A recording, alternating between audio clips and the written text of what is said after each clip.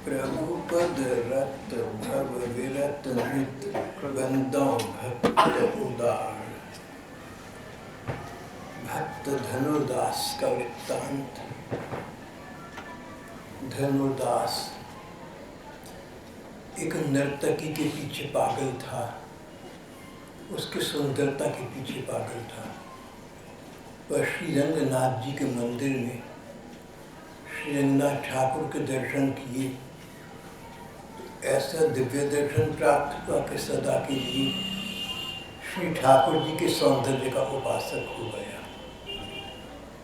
धनुर्दास का वृत्तांत अपने आप में विचित्र भी है और बड़ा साधारण सा भी है।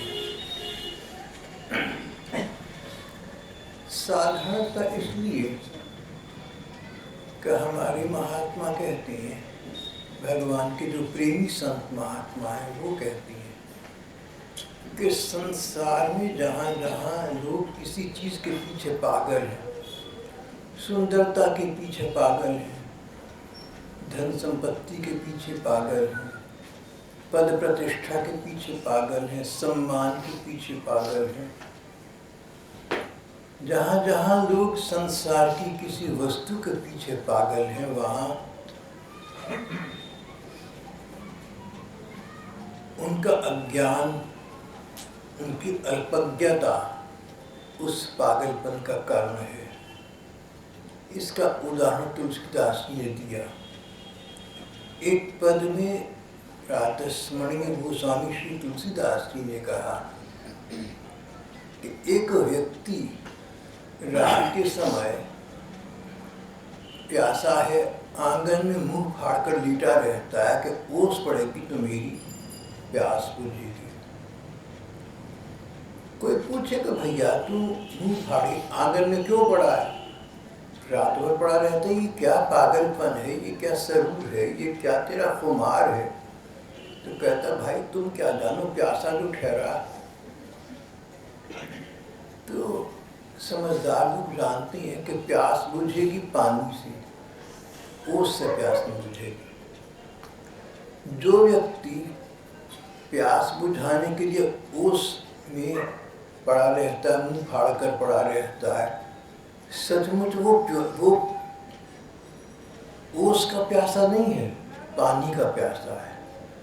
वो गलत समझ रहा था कि ओस से प्यास बुझेगी, उसे ठीक बात का पता नहीं था।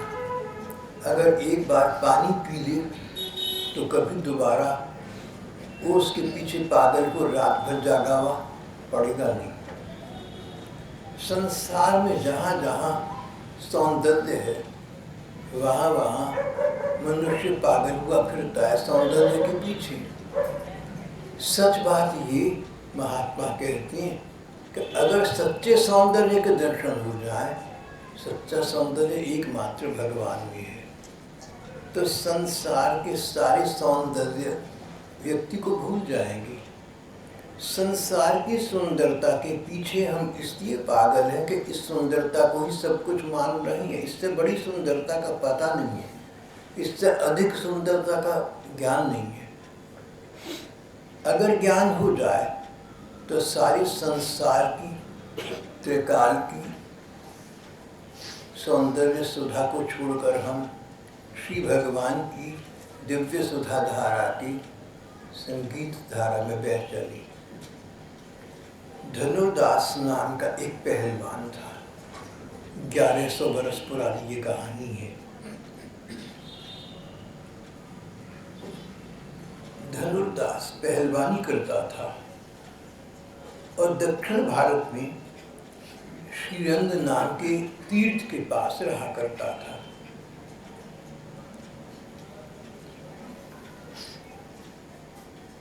धनुर्दास बहुत अच्छे स्तर का पहलवान था, लोगों में प्रसिद्ध हो गया था, पर उसकी प्रसिद्धि का कारण उसकी बढ़िया पहलवानी नहीं थी, बहादुरी नहीं थी, बल्कि ये कि एक नाचने वाली नर्तकी, नाचने गाने वाली गवैया कोई कन्या सुंदर बहुत थी, उसके पीछे पागल था इतना कि संसार में वो चरित्रहीन मानी जाती थी, उसका अपयश था। भले घर के लोग उससे बात भी नहीं करना चाहते थे। पैसे लेकर वो दिन रात राजा रईसों के साथ काट दिया करती थी। इस प्रकार के उस पुनश्चनी के पीछे धनुर्दास पागल था। पागल इस कोटि तक था, पागल था इस स्तर तक, इस सीमा तक पागल था कि उसने कहा, उस कन्या से कहा, हे मांबा, मैं तुम्हारे बिना, मैं तुम्हारा मुखड़ा देखे बिना जीवित नहीं रह सकता। जैसे जीने के लिए सांस की आवश्यकता है, ऐसे मेरे हर क्षण जीवन के लिए मुझे तुम्हारे मुख दर्शन की, तुम्हारा चेहरा देखते रहने की आवश्यकता है। इसका एक उपाय है, तुम अपना ये व्यापार बंद कर दो, जहाँ तहाँ जाकर नृत्य करना, अपने आप को विकृत करना, तुम ये सब बंद कर दो, मैं तुम्हें अपनी पत्नी के रूप में स्वीकार कर दूंगा। और फिर इसके पश्चात जहाँ हमने जाना होगा, तुम जहाँ जाओगी मैं वहाँ तुम्हारी साथ जाऊंगा, तुम्हें साथ लेकर जाऊंगा। रास्ते में अपनी उस पत्नी के आगे आगे उसे देखते हुए पीठ की ओर उल्टे चलता। देखिए ये क्या आश्चर्य है। ही मांबा को पत्नी रूप में अपने घर में बिठा दिया। जहाँ जाती पति पत्नी, तो पत्नी चली जा रही है तो पति देव उसकी तरह हूं करके जनता की ओर पीठ करे उल्टे चली जा रही है। देखिए क्या सदूर है पागलपन। हमें तो हंसी आती है, पर सच बात ये कि कहीं किसी के पीछे हम पागल हो जाए तो हमें हंसी नहीं आएगी, लोगों को तो आएगी, हमें नहीं आएगी। खुमार है, एक पागलपन, एक उन्माद, एक नशा, एक जोश। नशे में आदमी क्या क्या नहीं करता, वो पठान उल्टी पुल्टी बातें करता रहता है। धनुर्दास जहाँ जाता उसे साथ लेकर जाता, रास्ते में उसके आगे आगे उसे देखते हुए पीठ की ओर उल्टे चलता। कहीं बैठता तो उस महिला को सामने बैठाकर फिर बैठता। जहाँ सामने महिला बैठी है उसके आगे आकर बैठेगा, उसका मुखड़ा दिखता है। कहीं जाएगा तो उस जगह जाकर बैठेगा जहाँ पर उसका मुखड़ा दिखता रहे। उसके मुख सौंदर्य के पीछे इतना पागल कि उसको देखे बिना उससे एक क्षण को न रहा जाता था।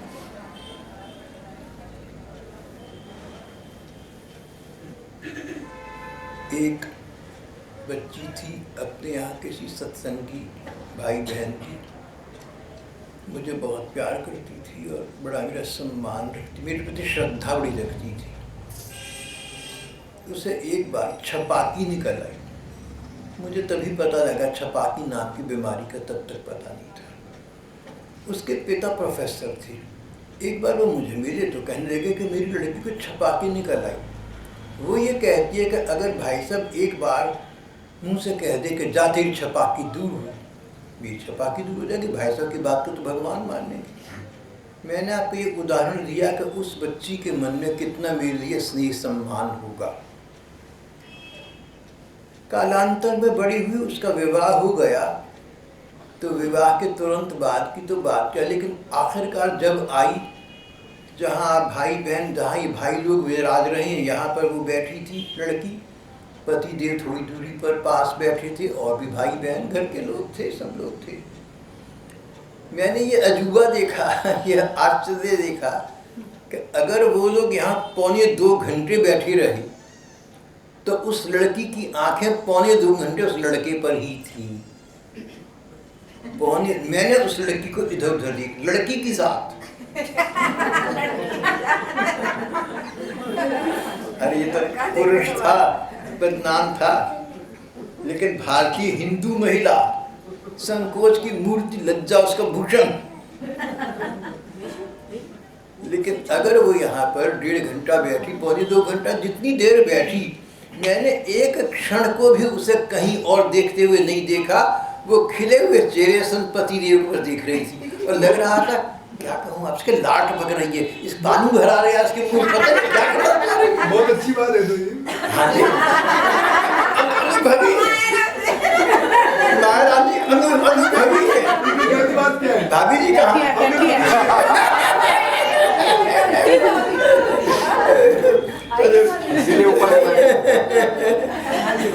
ये तो देखिए, इनके भी उस उम्र की, अब शुक्र है कि भाभी जी यहाँ नहीं, उनसे मुकर का नहीं बैठे, नहीं तो मुझे ईर्ष्या हो जाती। तो धनुर्दास अपनी उस तथाकथित पत्नी के पीछे, पत्नी कहलाने वाली उस महिला के सौंदर्य के पीछे इतना पागल। एक बार हिमांबा ने कहा कि पास में श्रीरंगनाथ जी का मंदिर है, जैसे वृंदावन में बिहारी जी का मंदिर बड़ा प्रसिद्ध है, जैसे कश्मीर में वैष्णो देवी का मंदिर, कई मंदिर जो जगत प्रसिद्ध हैं, ऐसे दक्षिण भारत में श्रीरंगनाथ जी का मंदिर बड़ा प्रसिद्ध है और लोग उसको मानते हैं। श्रीरंगनाथ जी के मंदिर में एक बहुत बड़ा उत्सव होना था, चैत्र उत्सव। हिमांबा ने धनुर्दास से कहा कि प्रियवर, मैं उस मंदिर में जाकर उन ठाकुर जी के उस उत्सव के समय दर्शन करना चाहती हूँ। बोले चलो। तो अरे तुम ठाकुर के दर्शन करना, मैं तो उल्टा चलता हुआ तुम्हारे दर्शन करूंगा। हिमांबा चाहती नहीं थी कि उसके पति देव उसकी ओर मुंह करके सब जगह चले, उसको अजीब लगता था, उसको संकोच होता था, लोग क्या कहेंगे। लेकिन उसको ये भी पता था कि धनुर्दास से अगर इस बात को वो बिल्कुल अस्वीकार कर दी तो धनुर्दास उससे मुंह मोड़ लेगा और फिर वो नर्तकी मात्र बनकर रह जाएगी, जो कि वो नहीं चाहती थी। चूजिंग द लेसर इविल, एक ओर तो ये था कि सभी लोगों के पीछे पागल हुए, पैसे ले लेकर उनके घर जाए, और दूसरी ओर ये कि एक व्यक्ति पागल होकर उसको देखे तो उसने यही ठीक समझा कि धनुर्दास के साथ पत्नी के रूप में रह ली। धनुर्दास ने कहा हिमांबा, तुम जहाँ चाहो जाओ, तुम जहाँ चाहो चलो, मैं तुम्हारी साथ साथ चलूँगा और तुम्हारा मुखड़ा देखता रहूँगा, तुम श्री रंगनाथ के दर्शन करना, इस बहाने मुझे आती जाती तुम्हारा मुख दर्शन होता रहेगा। अपने गांव के साथ निकला धनुर्दास, कई सेवक साथ थे, पैसे वाला था और श्रीरंगम नाम के तीर्थ क्षेत्र में आ गया। गर्मी के दिन थे, सुबह को लगभग 10 बजे थी, प्रचंड धूप थी और मार्ग में खचाखच भीड़, ठाकुर जी का उत्सव होना था, श्रद्धालुओं का अपार जनसमूह उमड़ रहा था। भीड़ के मारे शरीर को संभालना तक कठिन था। उस समय वहां भी धनुर्दास एक हाथ में छतरी लेकर अपनी प्रेयसी पत्नी को छाया किए हुए था। स्वयं धूप में पसीने से लथपथ उस महिला की ओर मुख करके पीठ की ओर पीछे चला जा रहा था। मार के नीचे ऊंचे की सुधना थी, अपने शरीर का ध्यान न था। देखिए सौंदर्य का ऐसा उपासक, सुंदरता के पीछे इतना पागल। कहता था मैंने ऐसे सुंदर कन्या देखी नहीं, मेरा मन नहीं मानता इसके बिना।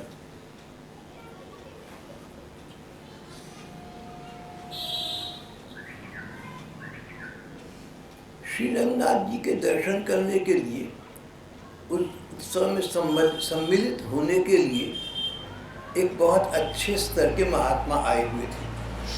उनका नाम उस समय सारे देश में प्रसिद्ध था। भक्ति जगत में आज भी आदर से हम उनका नाम लेते हैं, स्वामी रामानुज। रामानुज स्वामी हमारे देश के अच्छे आचार्यों में हुए हैं। जैसे शंकराचार्य का नाम है, ऐसे रामानुज का नाम भी सम्मान के साथ हमारे यहाँ लिया जाता है।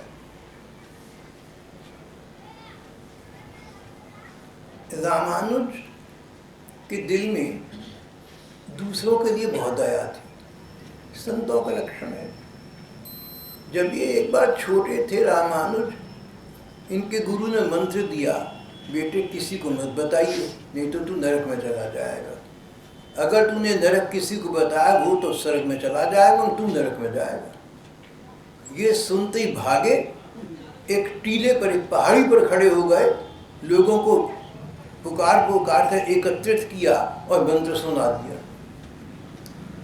गुरु जी को पता लगा, क्रोध आया, ये तूने क्या करा, तू नरक में जाएगा। बोले गुरु जी इतने लोग तो नरक जाने से बच जाएंगे ना, आपने कहा था मैं अकेला जाऊंगा, तो क्या हो गया। गुरुदेव ने इनको हृदय से लगा लिया था, सच्चे अर्थों में तू ही भगवान का भक्त है। स्वयं कष्ट उठाकर दूसरों के सुख का विधान करना ही भक्त लक्षण।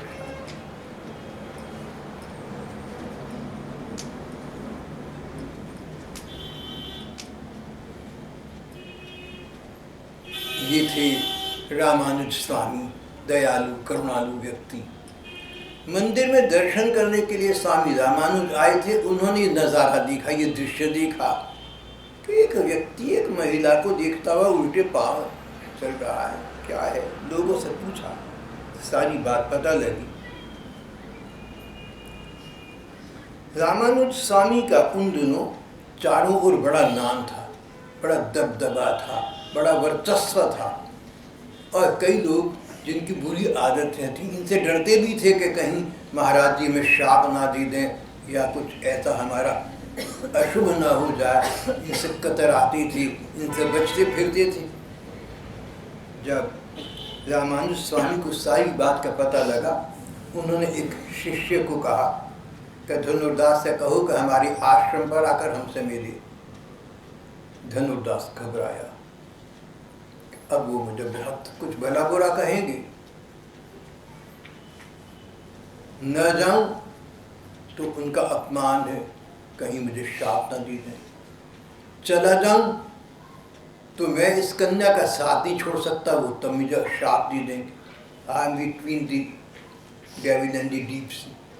मैं तो दो मुसीबतों के बीच फंस गया, एक और खाई, एक तरफ जंगल पर्वत। क्या करूं, डरता डरता उनके पास पहुंच गया। लेकिन वो बड़े शांत भाव से बोली, माया राम जी की तरह बोली, भैया इसमें बुराई तो कुछ नहीं है। बोली इसमें क्या है, कोई बुराई नहीं है, तू सुंदरता के पीछे पागल है, सौंदर्य के पीछे सारा संसार पागल है। लेकिन देख, तुझे अगर ये पता चल जाए कि तेरी प्रेयसी, तेरी प्रियतमा से अधिक सुंदरता कहीं और है, तो तू अपनी प्रेयसी पत्नी को ही रखेगा या वहां चला जाएगा। धनुर्दास ने क्षण भर सोचा, गंभीर हो गया, बोला महाराज लज्जित हूं आपसे ये कहते हुए, मैं वहां चला जाऊंगा। मेरा प्यार हिमांबा से नहीं है, सुंदरता से है। बोले फिर तेरा काम बन गया, समझ लो। मेरा क्या काम बन गया? बोले तू रंगनाथ ठाकुर के दर्शन कर। अरे रंगनाथ चाहे तो तुझे अपने ऐसे सौंदर्य के दर्शन करा कि तू सारे संसार के सौंदर्य भूल जाएगा। चल मेरे साथ। धनुर्दास आश्चर्य के साथ और काफी कुछ अविश्वास के साथ अकेला रामानुज स्वामी के साथ रंगनाथ जी के दर्शन करने गया।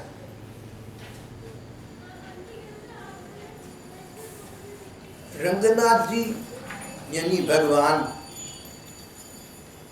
अपने स्वभाव के हैं। एक दोहे में आता है ना, अलबेली सरकार, विचित्र है। तो धनुर्दास दर्शन करने पहुंचा तो जैसे ही सामने जाकर श्री रंगनाथ जी को प्रणाम किया, आंखें ऊपर उठाकर देखा, ठाकुर जी के दिव्य सौंदर्य के क्षण भर को दर्शन हो गए। ये तो पागल हो गया उनके पीछे। रामानुज स्वामी के चरणों में गिर पड़ा, प्रभु आपने क्या चमत्कार किया, आपने क्या अजूबा किया, आपने क्या आश्चर्य किया। मुझे ठाकुर जी का जो रूप दिखा, मैं तो उसके बिना रह ही नहीं सकता। मैं हिमांबा को भूल गया, मैं सारे संसार को भूल गया, मैं अपने को भूल गया हूँ। इतना सौंदर्य हो सकता मैं तो सोच ही नहीं सकता था। अब आप ऐसी विधि करिए कि ये सौंदर्य मेरा सतत साथ दिवे।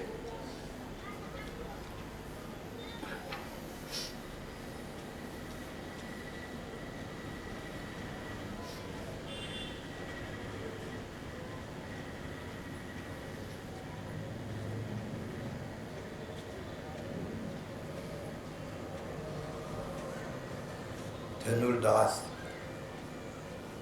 पागल की तरह आंखों से आंसू बहा रहा था।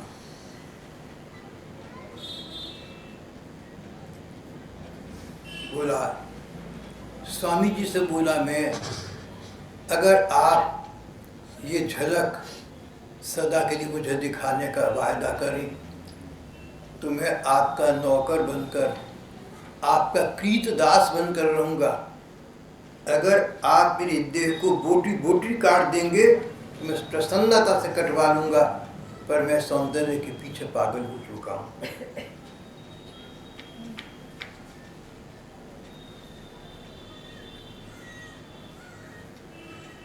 धनुर्दास ने कहा, आचार्य अब मैं घर वापस नहीं जाऊंगा, मैंने हिमांबा से क्या लेना है। मुझे वास्तविक सौंदर्य की झलक दी गई, संसार का सौंदर्य अब मुझे क्या आकृष्ट करेगा।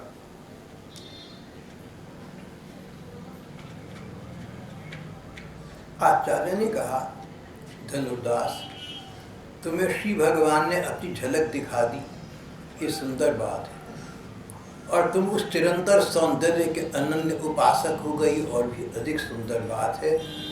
पर हिमांबा को छोड़ देने का तुम्हारा न कर्तव्य बनता है न अधिकार बनता है। देखो, जब तक हिमांबा के बिना तुम जीवित रहना कठिन समझ रहे थे, तब तक उसको अपने साथ रखा। अब उसकी आवश्यकता न रही और तुम उसे त्याग दो, ये तो बड़ा स्वार्थ हो जाएगा। स्वार्थी व्यक्ति भगवान को अच्छा नहीं लगता।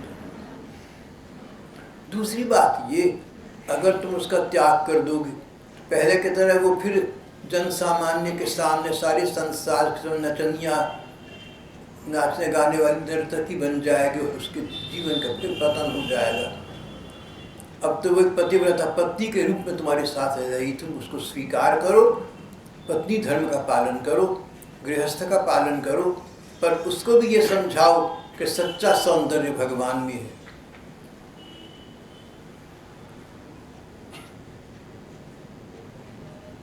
हिमांबा तो पहले से भी यही चाहती थी कि धनुर्दास इस प्रकार इस असीम सीमा तक उसके पीछे पागल न रहे। जब ये सारा समाचार उसे पता लगा, उसे संतृप्ति मिली, उसने भगवान का धन्यवाद किया।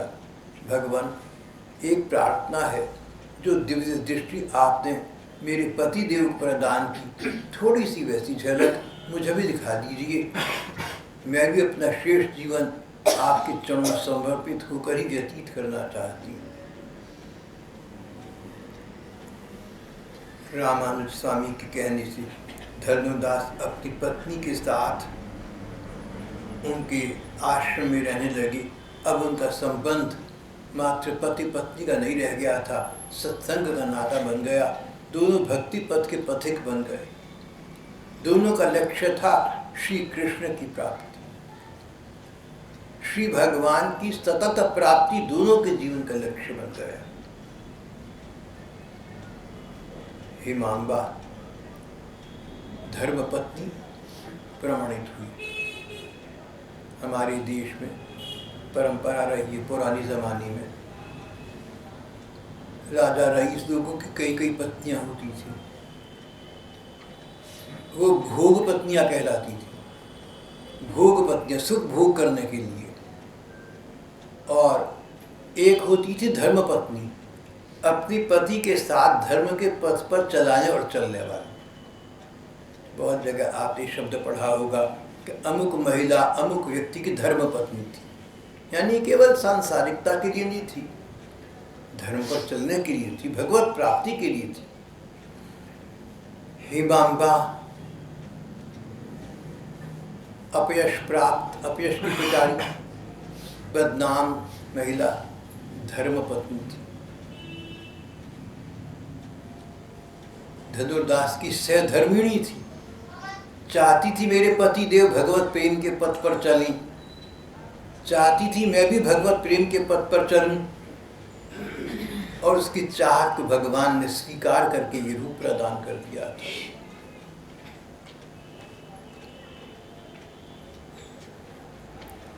समय व्यतीत हो चला, धनुर्दास का और पत्नी का नाम भक्तों में प्रसिद्ध हो गया, लेकिन आश्रम के अन्य शिष्यों को धनुर्दास का बढ़ता हुआ प्रचार, बढ़ता हुआ यश अच्छा न लगा। सबका कहना ये था कि अब तक तो ये ऐसा था, तो चरित्रहीन था, अब हमारी स्वामी जी की कृपा से ना जाने कितनी देर के लिए इसे दिव्य दृष्टि प्राप्त हो गई, तो ऐसी बातें करता है। स्वामी जी सीधे भोले हैं, बेकार में इसको इतना महत्व देती हैं। जब रामानुज स्वामी कावेरी नदी से स्नान करके वापस आते तो किसी ब्राह्मण के कंधे का सहारा लेकर ही चल पाती थी। वृद्धावस्था आ गई थी, शरीर दुर्बल हो गया था। अब स्नान करके लौटते समय वे धनुर्दास के कंधे का आसरा लेती थी। मठ के ब्राह्मण शिष्य बड़ा पुढ़ा करते। एक बार तो कई ब्राह्मणों ने मिलकर कहा, महाराज हम ब्राह्मण लोग आपके सेवक हैं, हमारे रहते इस प्रकार के एक व्यक्ति का स्पर्श करने की भी आपको क्या आवश्यकता है। हमारी संस्कृति में ऐसे मान्यता है कि किसी व्यक्ति की जहाँ तक हो सके स्पर्श नहीं करना चाहिए। किसी भी व्यक्ति के कुछ ना कुछ जीवाणु कीटाणु होते, वो जर्म्स होते हैं। तो अगर एक व्यक्ति कोई बुरा स्वभाव रखता है, कोई बुरी नीयत रखता है, कोई बुरी आदत रखता है, तो उसके संस्कार वैसे होंगे। तो जो उसका स्पर्श करेगा उसमें उन संस्कारों का प्रवेश हो जाएगा। इसी सिद्धांत के अंतर्गत जो भगवत प्राप्त संत महात्मा हैं, उनके चरणों के स्पर्श करने का विधान है। भगवत प्राप्त हैं, हम उनके चरण स्पर्श करेंगे तो हमें भगवत प्राप्ति के संस्कार सुदृढ़ होंगे।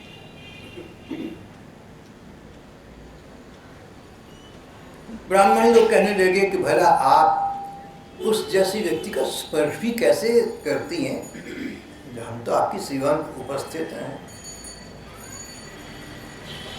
रामानुज स्वामी ने उन्हें समझाना चाहा कि व्यक्ति जाति से ब्राह्मण या शूद्र नहीं होता, स्वभाव और चरित्र से होता है। रामानुज स्वामी ने कहा कि सच बात यह है कि दो ही जमाती हैं, दो ही जाति हैं, दो ही वर्ग हैं। एक तो भगवत जन, हरिजन, भगवत प्रेमी, और दूसरे साधारण लोग। जन्म जाति से क्या लेना है। धनुर्दास और इसकी पत्नी भगवान के भक्ति भाव में आ चुके हैं, इनको तुम साधारण मत समझो। कोई व्यक्ति बुरे से बुरे काम करके अब पश्चाताप कर दी, उन कामों को छोड़ दी और भगवान के शरण में आ जाए, साधुरेव समन्तव्यः, तो उसको तुम साधु समझकर बात करना। अब पुरानी बातें मत करना, अजी तो ये हुआ करे था, ऐसा मत करना। अब जो सच्चाई है उसको देखो। साधुरेव समन्तव्यः सम्यक् व्यवसितो हि सः अपि चेत् सुदुराचारो भजति माम् अनन्यभाक् साधुरेव समन्तव्यः। श्रीमद् भागवत में लिखा है, दोबारा कहूँगा, श्रीमद् भगवत गीता में लिखा है। गीता में भगवान कृष्ण कहते हैं कि अगर बहुत ही दुष्ट, दुराचारी और गिरा हुआ आदमी भी अब अपनी बुरी बातों को पछतावा करके दोबारा न करे और भगवान की शरण में आ जाए तो मुक्त हो जाता है, तर जाता है। किम पुनर्ब्राह्मणा पुण्या भक्ता राजर्षयस्तथा तो जो लोग पहले से पुण्यात्मा है, भगवान का भजन करने वाले हैं, उनकी सद्गति होगी, इसमें कौन से आश्चर्य की बात है। रामानुज स्वामी ने कहा कि धनुर्दास जैसा भी था अब तो पश्चाताप कर चुका, उस प्रकार के जीवन को छोड़ चुका। उसकी पत्नी ने भी भगवान के प्रति, दोनों ने समर्पण कर दिया है, लेकिन शिष्यों की ईर्ष्या समाप्त नहीं।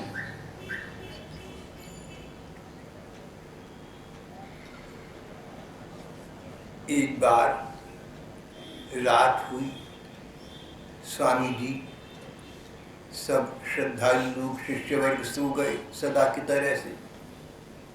प्रातःकाल उन्हीं ब्राह्मण शिष्यों के मध्य कुछ झगड़ा हो रहा था, जोशो खरोश की बातें हो रही थी, एक दूसरे को तौबत लगा रहे थे, दोष दे रहे थे। शिष्यों को घेर कर पूछा क्या हो गया। रात कुछ कपड़े चोरी हो गए, और चोरी कपड़े हुए तो ये साधु लोग, यही लोग रहते थे वहां पर। किसी एक ने दूसरे को उठा लिए थे, अपना खराब कपड़ा छोड़ दिया, दूसरे का नया वाला लिए थे, एक दूसरे पर आरोप लगा रहे थे। रामानुज स्वामी ने बुलाकर कहा कि तुम लोग क्या पागलपन कर रहे हो, तुम तो साधु लोग हो, अरे तुम्हारे कपड़े को चुरा कर भी ले जाए तो भगवान के भरोसे बैठे रहो, लड़ने की क्या बात है इसमें। और ये कहकर उन्होंने आश्रम के पैसों में से सबको नए कपड़े जिनके चोरी हो गए थे, चले गए थे, भिजवाकर शांति करवा दी।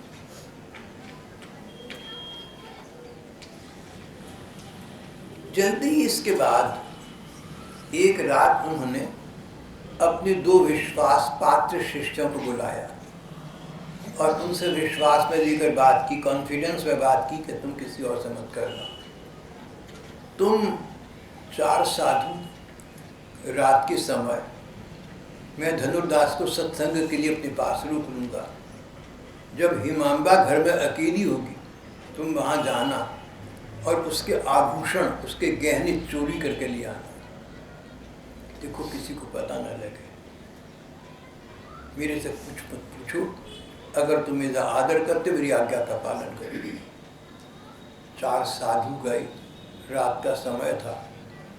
उन्होंने देखा कि हिमांबा खुर्राटे भर रही है, गहरी नींद में सो रही है। सोचा ठीक है, जिस पक्ष जिस तरफ सो रही थी उन्होंने अनुकूल आभूषण उतार लिए, जो भी गहने के आभूषण थे, जेवर थे, उतार लिए, धीरे धीरे उतारे, चुपचाप। इतने में हिमांबा ने करवट बदली। ये घबराई, हम पकड़े जाएंगे, भागे वहां से और अपने आश्रम वापस आई। जब ये लोग आश्रम वापस आए तो रामानुज स्वामी ने धनुर्दास को घर जाने के लिए कहा, भैया बहुत रात हो गई, तुम घर चले जाओ। और अपने उन 4 साधुओं से कहा कि तुम चुपचाप जाकर कुछ सुनो कि वो पति पत्नी क्या बात कर रही हैं। पीछे पीछे 4 साधु चले गए। पत्नी कह रही थी कि मैंने तो करवट इसलिए बदली थी कि मैं पहचान गई थी कि साधु में। साधु लोग चाहे चोरी करने आए, चाहे मांगने आए, सब उन्हीं का है। भगवान के पीछे भरोसे बैठे हैं। हम लोग तो करोड़ गुने अच्छी हैं, बचपन से साधु हैं, हम तो अब अपने को समझने लगे हैं। मैंने ये सोच के मैंने इनको देख लिया था, इसलिए मैंने खर्राटे भरने का नाटक किया था और करवट इसलिए बदली थी कि दूसरी ओर के भी मेरे ये आभूषण ले जाएं, लेकिन मुझे जागता समझकर भाग ली, मेरा दुर्भाग्य है।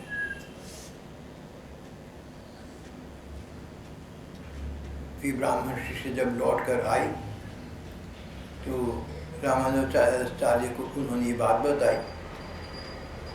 रामानुजाचार्य ने अपने ब्राह्मण शिष्यों को एकत्रित किया, जो उनके फटे चिथड़े खो गए थे, चोरी एक बार हो गए थे, पास से निकाल दी, बोली ही रही मेरे पास वाली चिथड़े, इनको लेकर तुम ब्राह्मण शिष्य लड़े थे। तुम भक्त हो, तुम साधक हो, तुम आश्रम में रहते हो, इन कपड़ों को लेकर तुम लड़े थे आपस में। और सुन लो इन 4 साधुओं की बात, तुम्हारे बीच के 4 साधु क्या कह रहे हैं कि हिमांबा ने देख लिया था कि चोर हैं, साधु लोग चोरी करने आई हैं, उस तरह अच्छा है मेरा पैसा इनके काम आ जाएगा। और करवट इसलिए बदली थी। करवट बदलने पर वो तो भाग लिए, लेकिन पति धनुर्दास ने कहा था देवी तुमने अकल से काम नहीं लिया, तुम करवट न बदलती, कुछ ऐसा करती कि फिर भी वो तुम्हारे कहने लिए जाती। हम लोग संत सेवा से वंचित हो गए, आधी सेवा कर सके पूरी न कर सके, हमारा दुर्भाग्य साथ छोड़ता नहीं। उन 4 साधुओं से रिपोर्ट सुन करके सारे वैष्णव भक्तों ने सुनी। स्वामी जी ने कहा तुम्हें पता लगा कि कौन सच्चा है और कौन झूठा? तुम ब्राह्मण हो, साधु हो, सदा से साधना मार्ग में लगे हो, घर छोड़कर आ गए थे, मगर कपड़ों के लिए लड़ने लगे थे। इन दोनों का जीवन संसार के व्यर्थ के सुख भोगों में बीता, लेकिन अब ऐसे स्तर पर पहुंच गए हैं कि चाहते हैं कि साधु लोग हमसे सब चीज़ ले जाएं और इस प्रकार लेकर जाएं कि न तो हम एहसान कर सकें कि हमने दिए हैं, और न उनको ये मन में बात आए कि हमने इनसे लिए हैं, उनका ये अधिकार है। और उसके बाद उन्होंने धनुर्दास को घर से बुलाया, गहनी लौटाकर कहा धनुर्दास ये गहनी मैंने कुछ विशेष कारण से मंगवाई थी, तुम इसको गंभीरता से मत लेना, वो कार्य हो चुका, अब तुम ये ले जाओ और हिमांबा को दे दो। धनुर्दास आचार्य स्वामी के चरणों में गिर पड़ा, बोला प्रभु मैं तो आपका दास हूँ, मेरा शरीर, मेरा तन मन धन जो कुछ है सब आपका है, भला इसमें अन्यथा लेने की क्या बात थी। हिमांबा ऐसे भगवत भक्त पति को पाकर तर गई, और ऐसा भगवत भक्त ऐसी भक्तिमती पत्नी को पाकर तर गया। आज श्री रंगनाथ जी के मंदिर में आज भी हिमांबा और धनुर्दास का नाम बड़ी श्रद्धा के साथ किया जाता है, और उनकी कथाएं, उनकी चर्चे जहाँ तहाँ होते रहते हैं कि किस प्रकार उन्होंने कैसा जीवन था और कैसा अमर उज्जवल जीवन प्राप्त कर लिया, अमृत जीवन प्राप्त कर लिया। कोई व्यक्ति कैसी भी तन या मन की स्थिति में हो, अगर अब उसके पूर्व संस्कार जाग जाए, संत कृपा का पात्र बन जाए, भगवान की कृपा होती देर नहीं होती। हम लोग कहीं भी हों, कैसे भी हों, अगर आज से अपने को भगवान के प्रति समर्पित कर दें तो शेष जीवन इतना लंबा बाकी है कि हम भगवान की हो जाएंगे सदा के लिए। जय दयाल गोविंद का नाम के प्रसिद्ध संत तो कहते थे, किसी ने कहा कि जब तो बूढ़ा हो गया, अब कितना जीवन बाकी, अब क्या भगवान का नाम ले लूँगा। बोले भैया जो तुम्हारा सांस अंदर गया है वो बाहर तो आएगा, इतना जीवन तो सभी का बाकी है, तू उतनी देर में राम राम कर ले तर जाएगा, अंतमति सो गति। इस प्रकार का संदेश देता हुआ आज का ये पाठ यहाँ समाप्त हो जाता है।